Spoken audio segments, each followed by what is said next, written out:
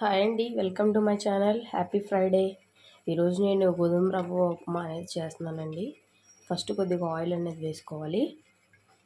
ఆ oil heat అయ్యేలోపు మనం కట్ చేసి పెట్టుకున్న ఆనియన్స్, ఉల్లిపాయలు, పచ్చిమిరపకాయలు, అల్లం కొద్దిగా వేసుకోవాలండి.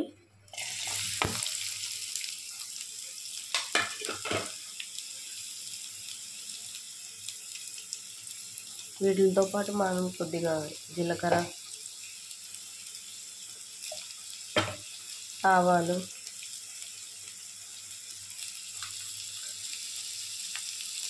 కొంచెం కరివేపాకు,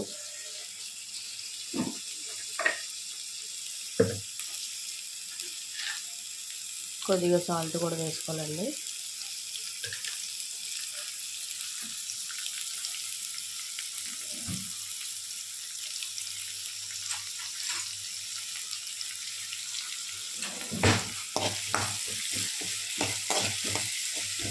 వీటిని ఫ్రై చేసుకోవాలి.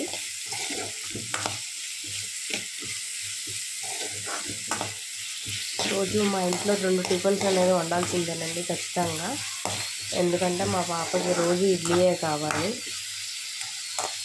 దానికి ఆల్టర్నేట్గా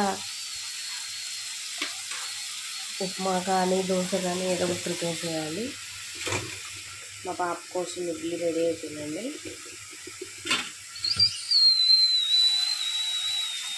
ఇది మా కోసం.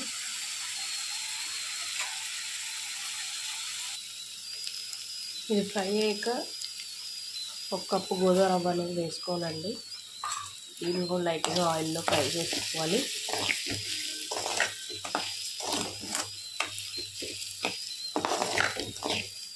ఇలా ఆయిల్లో ఫ్రై చేసుకోవడం వల్ల వేసిన గోధుమ రవ్వ ఆయిల్కి పట్టి కొంచెం పొడి పొడిగా ఉంటుందన్నమాట.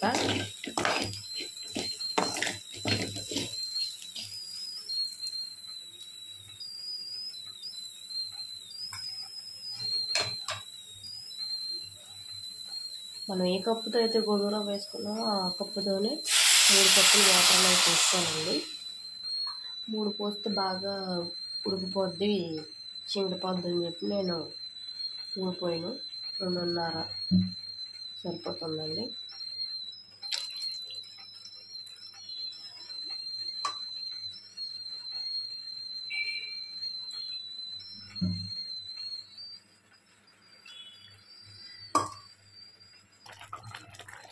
ఇలా మనం ఉడికించుకోవాలండి.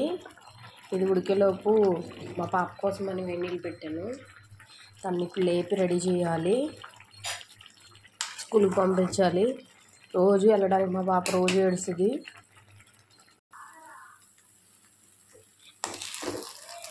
ఇలా ఉడికిపోద్దండి గోధుమ రవ్వ ఉప్మా అనేది. చక్కగా మనం స్టవ్ ఆఫ్ చేసేసుకోవడమే.